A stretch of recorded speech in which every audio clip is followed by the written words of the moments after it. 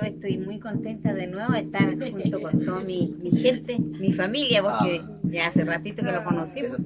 Así que estoy muy feliz de encontrarlo todo de nuevo. Ábrese la manito para que haga mierda, mierda. Y 1, 2, 3 y... ¡Mierda, mierda, mierda!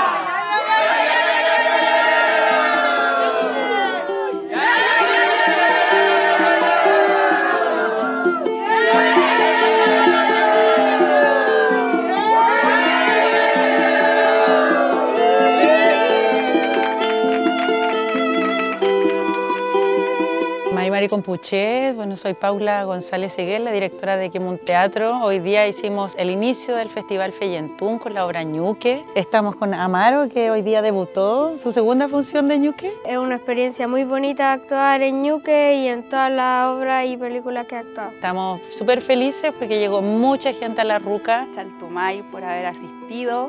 Los queremos invitar al Festival Feyentún. Va a estar desde el 21 al 25 de junio con distinta programación que se va a estar dando por el YouTube de la compañía Quemón Teatro. En julio se viene el estreno de una película, Cuentos de la Tierra, desde Argentina. En septiembre vamos a tener talleres en el marco de la Escuela Artística Intercultural, que también es un proyecto que tenemos acá en esta ruca. Y en octubre viene toda la etapa 100% presencial para conectarnos con realidades y cosmovisiones de todos los pueblos originarios que habitan esta América Latina. Muchas gracias a todos por venir.